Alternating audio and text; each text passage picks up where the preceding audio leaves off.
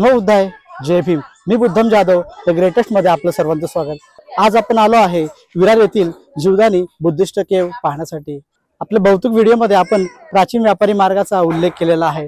आज आपण या प्राचीन व्यापारी मार्ग आपल्याला दाखवण्यासाठी विरारला इथे आलेलो आहात। हीच ती वसई विरारची खाडी आहे।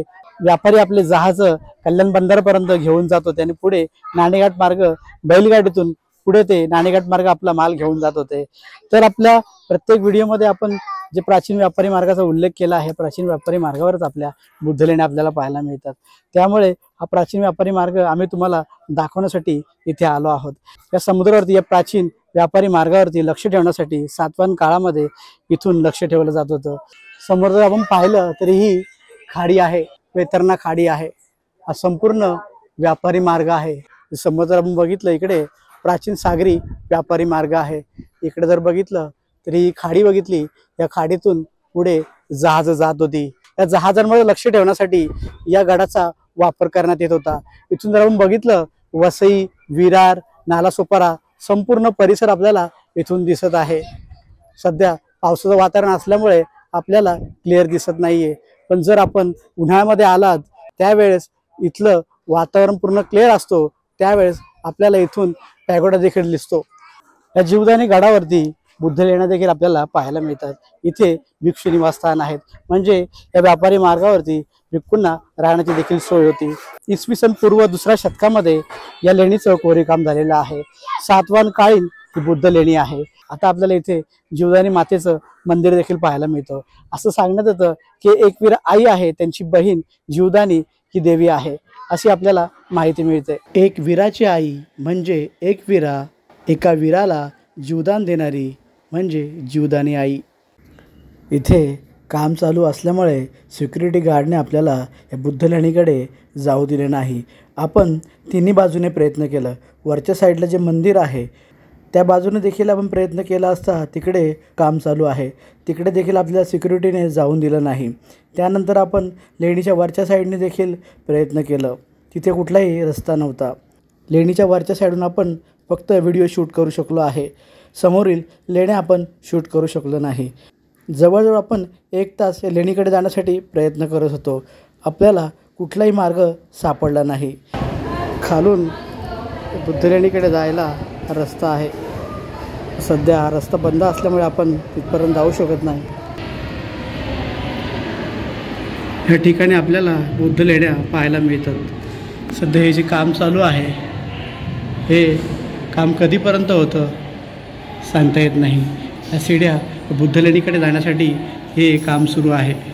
म्हणून रस्ता होता, पण आता नव्याने रस्ता करण्यात येत आहे, नव्याने सीड्या तयार करण्यात येत आहे। त्याच्यामुळे इकडे जाण्यासाठी आपल्याला रस्ता नाही आहे आणि इकडे जाऊन देखील देत नाही आहेत। त्याच्यामुळे आपण नेक्स्ट टाईम जर इथे कधी आलो त्या बुद्धलेण्या नक्की कवर करू।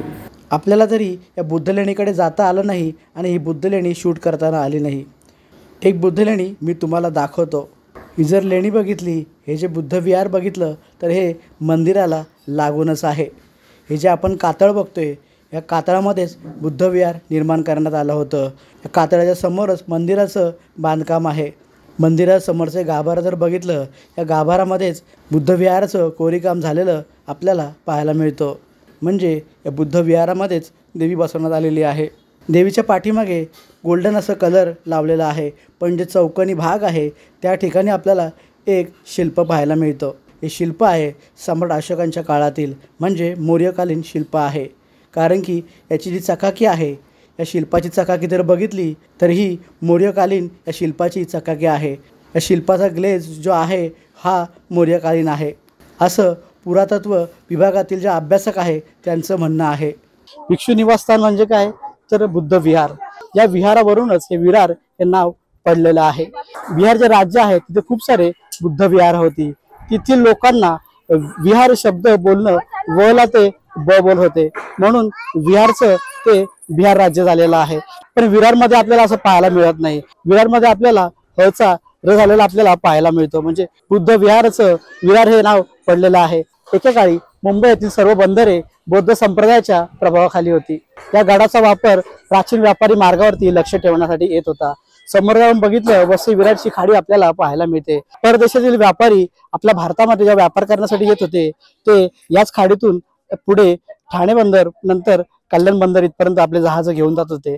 इसवी सन पूर्व 2ऱ्या शतकामध्ये सातवाहन काळामध्ये या गडाचा वापर व्यापारी मार्गावरती लक्ष ठेवण्यासाठी होत होता। समोर इथून जर आपण बघितलं तर संपूर्ण परिसर आपल्याला पाहायला मिळतो, संपूर्ण सागरी परिसर आपल्याला पाहायला मिळतो। विरार असेल, वसई असेल, नालासोपारा येथील जेवढा पण परिसर आहे इथून आपण पाहू शकतो। म्हणजे या गडाचा वापर त्या काळी सागरी व्यापारी मार्गावरती लक्ष ठेवण्यासाठी होत होता। समुद्र आपण पाहिलं हे बघा संपूर्ण परिसर आपल्या नजरेमध्ये पडतो। इकडे बघितलं तर इकडे समुद्र आहे। या समुद्रावरती या व्यापारी मार्गावरती लक्ष ठेवण्यासाठी सातवाहन काळ ते राजा होते, त्या राजवटीमध्ये या गडाचा वापर ते प्राचीन व्यापारी मार्गावरती लक्ष ठेवण्यासाठी ते करत होते। समोरील नवीन बिल्डिंगचं काम चालू आहे। सांगण्यात येतं या बुद्धलेणीकडे जाण्यासाठी एक नवीन मार्ग तयार करण्यात येत आहे। जी नवीन बिल्डिंग बनते समोरून आपल्याला ज्या पायऱ्या दिसतात आहे या पायऱ्या बुद्धलेणीकडे जाण्यासाठी आहेत। त्या बिल्डिंगकडे येण्यासाठी नवीन मार्गाचा काम देखील झालेला आहे। आपण जर फोटो पाहिले या बुद्धलेणीमध्ये आपल्याला बरेचसे देवांचे फोटो आपल्याला पाहायला मिळतात, पण हे फोटो पाहिल्यानंतर देखील या बुद्धलेण्या आपल्याला जशाला तशा आहेत त्या पाहायला मिळत आहे। पण अशी एक शंका आपल्या मनात आलेली आहे, मंदिर संस्था या बुद्धलेणीकडे जाण्यासाठी इतका खर्च करत आहे, असं वाटतं इकडे देखील या बुद्धलेणीचं मंदिरामध्ये रूपांतर होणार आहे। भारतीय पुरातत्व विभागाने या बुद्धलेणीकडे विशेष लक्ष दिलं पाहिजे, कारण की जीवदानी गडावरती बौद्धांचा इतिहास आहे। मौर्यकालीन सातवाहनकालीन राजवटीमध्ये समुद्र व्यापारी मार्गावरती बौद्ध विहार देखील पाहायला मिळतात। भारतीय पुरातत्व विभागाने इथे पाटी लावून जो बौद्ध वारसा आहे त्यांचं रक्षण करावं। ज्या प्राचीन वास्तू आहेत त्यांना जपणं, त्यांचं जतन करणं, त्यांचं रक्षण करणं हे भारतीय पुरातत्व विभागाचं काम आहे। जीवदानी गडावर जाण्यासाठी जवळजवळ 1400 पायऱ्या आहेत। आपण पायी जाऊ शकता, नाहीतर आपण इथे फन्युक्युलर रेल्वे या ठिकाणी आपल्याला पाहायला मिळते। म्हणजे आपण रोपवेचा वापर करून देखील 5 ते 7 मिनिटांमध्ये आपण या गडावर पोहोचतो। वरती गडावर जाताना रोपवेची तिकीट ही 250 रुपये आहे। जर आपण वरती पायऱ्यांनी चालत गेलात येताना आपल्याला रोपवेची तिकीट ही 100 रुपये आहे। मंदिराच्या वरच्या साईडला जर आपण बघितलं एक मोठा दगड आहे। बरेचशी लोक या दगडाला 1 ते 2 रुपये चिटकवत होते।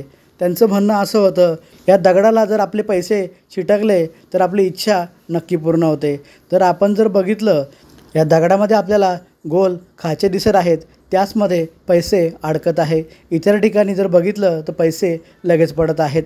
इतर ठिकाणी लोक जे प्रयत्न करत आहेत त्यांचे पैसे पडत आहेत। खूप जण या ठिकाणी प्रयत्न करत असतात।